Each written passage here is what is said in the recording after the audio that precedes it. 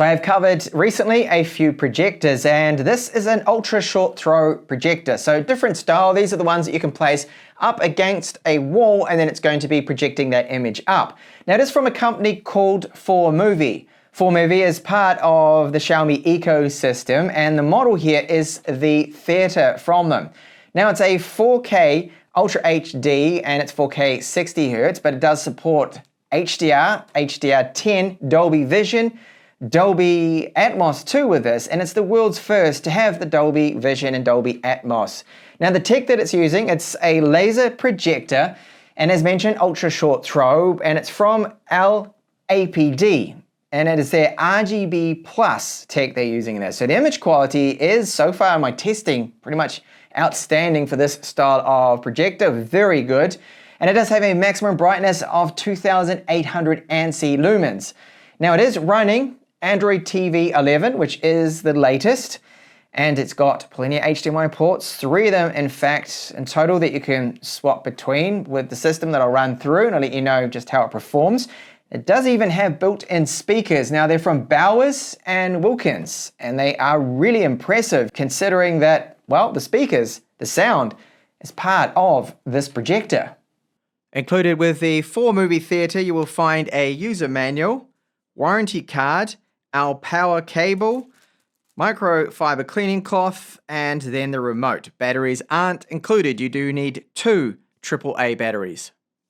I think it's got quite a subdued look to it, but I like this. It doesn't stand out and it won't stick out sitting on a table in front of a white wall or your projector screen. So the sound is by Bowers and Wilkins. It's built into it.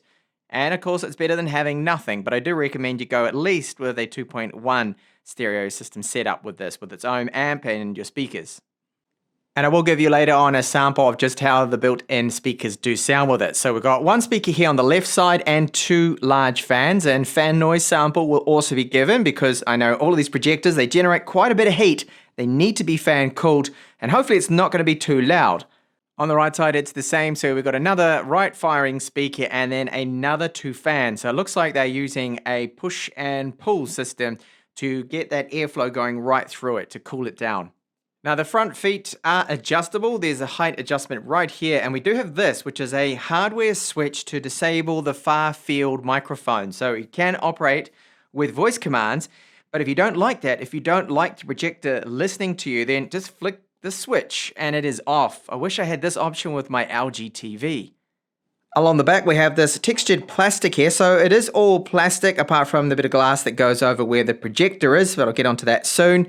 And you'll find here 3 HDMI ports. Now it will take HDMI 2.1, but of course this is 4K 60, so it's the refresh rate there, 60 Hz max, not 120.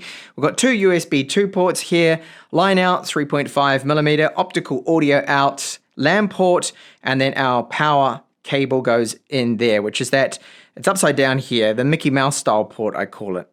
Along the top here we have where the projector is, of course, so it's going to be shining out that way up against the wall. You've got a power button, and it's hard to see, there are 2 sensors here. So these are proximity sensors, and it looks like optical maybe too as well. So if anyone gets close to it, it will turn off the laser, so no one's going to damage their eyesight. Now this is good if you've got young children that may go up to it really close and then decide to look down at it, which of course is not a good idea. It's super bright, it's 2800 ANSI lumens, so that's good that it's got this built-in eye care feature, safety feature. So in terms of the image output, the tech that's used is the LPD 4.0 RGB Plus tech. Now that's 2800 ANSI lumens. It is super bright, as you'll see later on from the images, and of course a 4K resolution, so Ultra HD, 4K 60. Now you can project it up to 150 inches. It also does have MEMC for smooth gaming, so that's going to help smooth out the image when you game for faster moving images. It's filling in frames basically really to make it all look really smooth so you don't see any juddering or any issues like that. And it also does have Dolby Vision and Atmos. It's the world's first ultra short throw projector to have this. This is why people want these ultra short throw projectors over, say, other projector setups, is you can just place it in front of a wall. That is it. And you can see the distance It is about 25 centimeters away from the wall, so I did have to pull the cabinet out a little, but that gives me around about 140, almost 150 inch screen size, which is absolutely huge. Now, if I do run it a lot closer to the wall, then the screen size, of course, is going to reduce to approximately about 100 inches, which is still very good considering it's quite close to the wall. So here we go, the menu system. If you've never used Android TV, well, this does have the latest version, which is Android TV 11, and it is very easy to use. So you've got your app store, you can set up your apps here, you can add favorites, you've got featured panels, and the performance, even though it's just running on a quad core, which is 1.5 gigahertz maximum turbo, 2 gigabytes of RAM, 32 gigabytes of storage, it is enough for these kind of needs, just for your simple media needs for a 4K projector like this. So performance, good. I don't really see any lags. I don't have the icons loading in really slow, no problems. The problem I do have, and it's a problem I'm experiencing with a lot of Chinese projectors, and that's this, and Netflix. Okay, go to run it.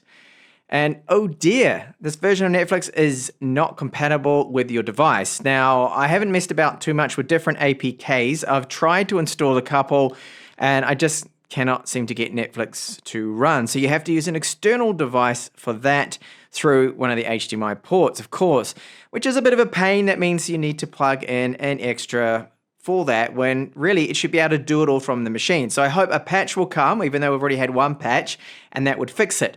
So DRM info, you'll see here that if I scroll down, it does say that it is supported. It has a wide vine level 1 cert.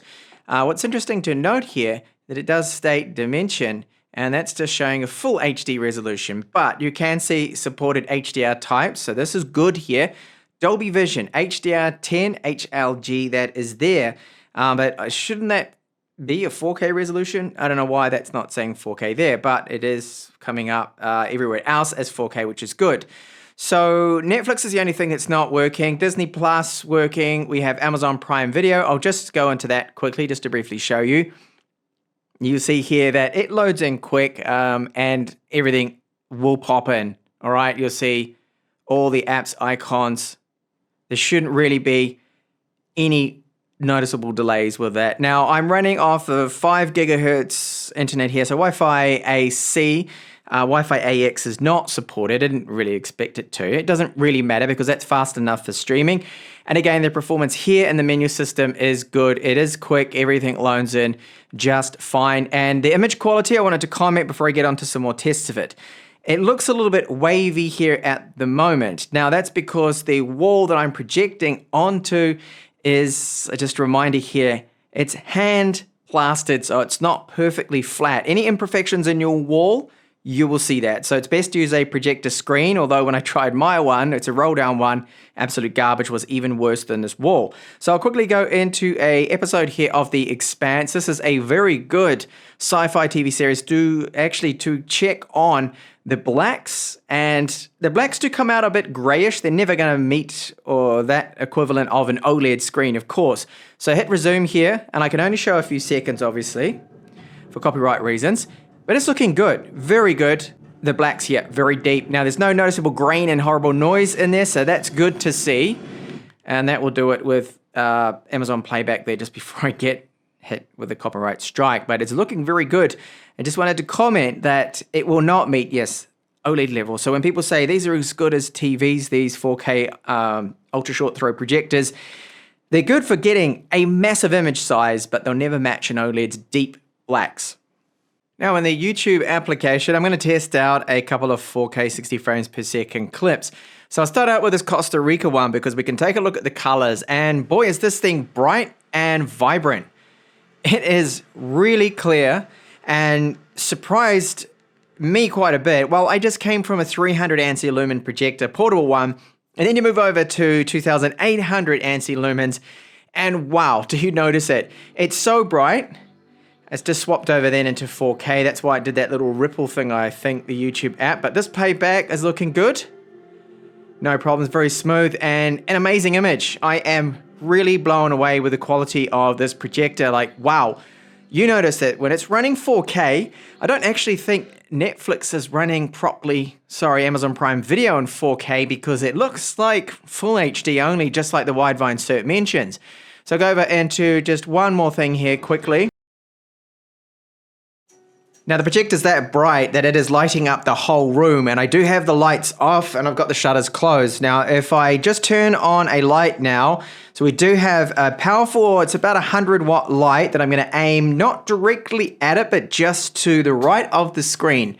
You can see now that yes, it impacts the image quality. It does not look as good, but you know what? This is perfectly viewable. I can happily sit here and watch this and go, yeah, that's fine, but ideally, yes, I'd like to be in a dimly lit room, preferably completely dark, and then you get the best image quality possible.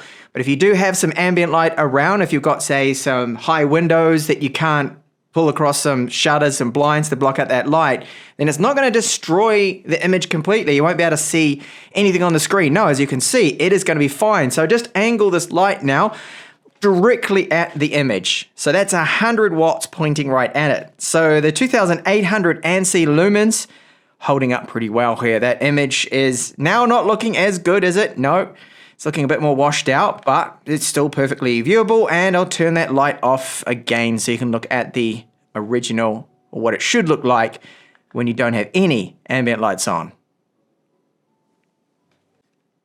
Now, if you tap on the Formovie button, we've got this, which is a menu that they've set up with an app. So we've got a common function, so you can execute focus.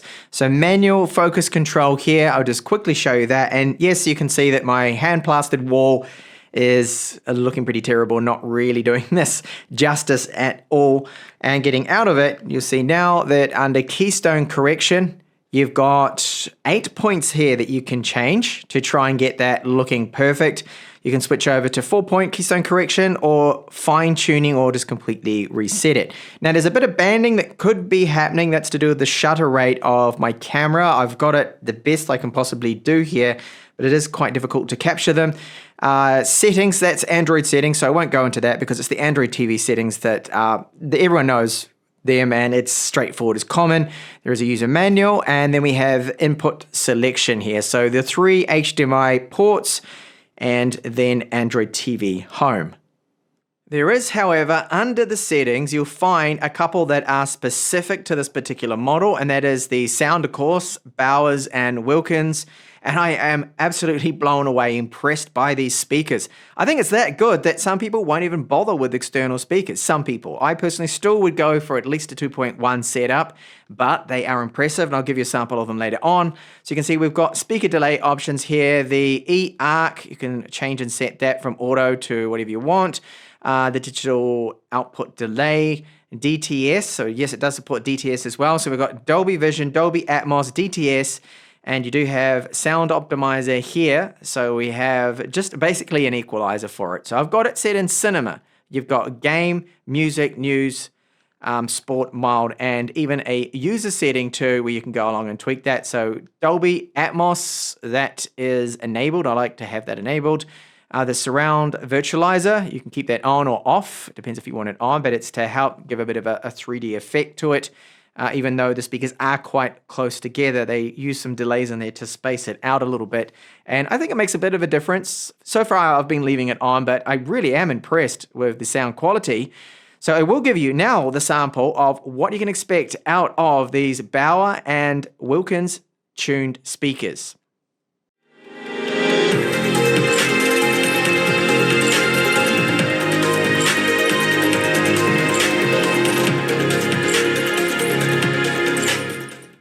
Projector settings. Now this is where you can set it to be either a ceiling mount, rear projection, front projection, and if you have it set on a desk, rear projection can be selected. By default, it is front projection, which I do have it set on now, of course. Brightness mode. So the office mode is the top brightness.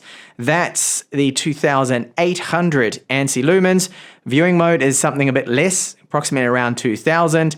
And night mode drops it down even further to, I believe, about 1,000 or so ANSI lumens there. So it's just reducing the brightness of it to help your eyes not maybe damage your eyesight there, which is a good option to have. Infrared body sensor, and then Dolby Vision option, that is there too.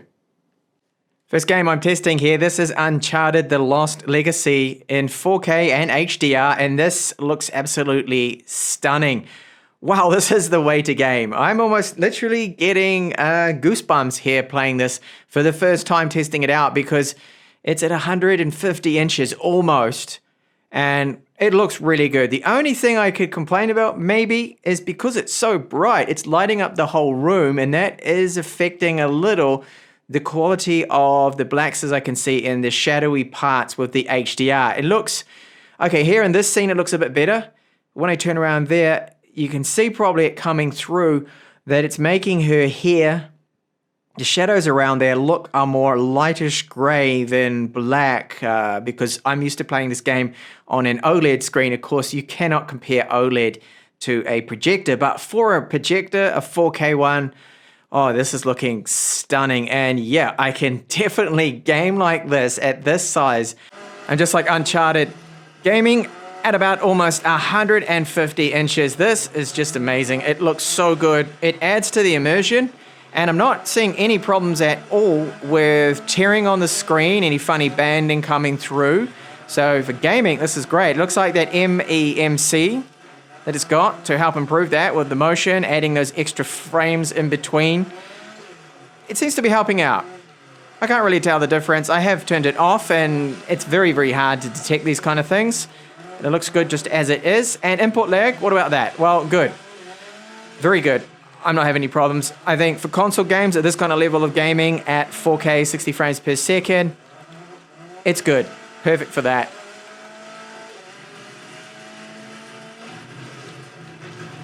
What about our fan noise? Well, it is actually really good. This has surprised me. So they've used 4 fans, and they've obviously got some excellent cooling within it. They must have a big heat sink in there because it's dispersing the heat well. You can feel, yes, a bit of hot air coming out of there, especially when it's working quite hard after a couple of hours, but barely makes any noise. You can't hear it over the speaker, and that should always be the case. And it's only when you have it paused, you're not playing any audio, that I can just hear it. Now, I can't even capture it properly with my mics. It's just a very light fan noise there that you can barely hear. It happens to be probably one of the best for these larger, ultra short throw projectors that I've heard. Then to recap here, overall this is a fantastic ultra short throw projector. Now the market, you'll see that all of these 4K HDR models with this kind of brightness, or even brighter ones, are very expensive, so it's, yes, priced accordingly, and the image quality you get is fantastic. It's pretty stunning when you're there looking at an image that is projected up to, well, what I'm looking at here, almost 140 inches. It can go up to 150, and it still looks very good even at that kind of scale. Of course, the closer you bring it in, the smaller the image, but the sharper and the brighter it's going to get a little bit too.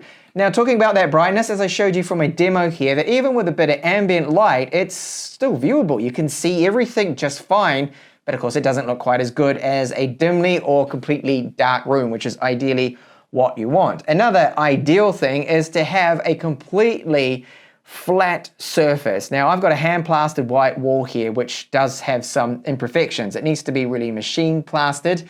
Unfortunately, the projector screen I have was curling up at the sides and it was a bit wavy in the middle, so that made it show the text just all over the place, even worse than what I was currently demonstrating. So you need to have a really good, high quality projector screen that you're going to be projecting the image onto. So with the movements, because it does have the MEMC to it, so adding in additional frames to just smoothen it out even more. And when I was gaming, PlayStation 5, like games like Dirt 5, it looked fine and the input lag was perfectly acceptable. I didn't really notice any delays at all. I could quite happily game 4K, 60, just fine, which of course is the max there. Well, it can do 120, can't it? Yep, but we don't have it, of course, with this. It's not quite there, the tech.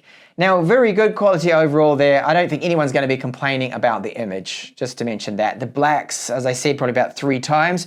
Great to see there's no horrible grain and noise to the blacks. And if you do happen to have a black screen that you're projecting onto a wall, then things are probably going to look a little bit better there. And with the settings, you can configure it for all of that. Now the Bowers and Wilkins inbuilt speakers in this, wow. And you will probably do that when you first hear them. You go, oh yeah, they sound all right. And then you put the volume up a little bit more and actually that's pretty good considering they're built into the projector. I can see a lot of people will be happy with them if you're in a smaller room, and a lot of people will just probably run with that until maybe you set yourself up with your surround sound or your 2.1 setup with your sub and your stereo speakers, of course. So overall, fantastic product. It really just comes down to one con for me, which may be a bit of a major for some people. It's not really a major, I don't think it is, but it's annoying. Netflix, no. It just doesn't want to run the app, and then I discovered that Amazon Prime Video is only in Full HD, and I think it's related to the Widevine Level 1 cert that it does have for DRM, but it shows the max res only Full HD. It's got HDR10 listed, Dolby Vision listed, good, but then only 1080p as the resolution, the dimensions. So that should be 4K res, and that's probably why Amazon Prime's not displaying 4K. I don't know why it's not doing that. I gave it time to cache and everything. Other apps seem to only be Full HD, but yes, YouTube's in 4K, that's fine. There is a workaround, of course, for that, to get yourself one of these, and that's any of the little tiny certified TV Amazon Prime, okay, Netflix is all going to work on it, all of this, with the little TV boxes, sorry. So Android TV box, separate one, that's all certified, and it works just fine. So I can then run Netflix in 4K, I can run Amazon Prime Video, it's all working then, but it's annoying that it should be able to run from this unit. Oh, and just to mention before I end the video, fan noise on this, big surprise again, the cooling is fantastic on it. Cool air comes in from one side, sucked in from the fans, passing through, cooling everything down, hot air blowing out the other side, and it's working fine with very low fan RPMs. So you don't really hear it. When you're watching a movie, TV series, you not hear the fan at all. So it's not an offensive, loud, horrible fan like I have heard on some other projectors. So overall, this particular Formovie theater gets a big thumbs up from me for an ultra short throw projector. This one is really good and worth considering. So thanks a lot for watching this review.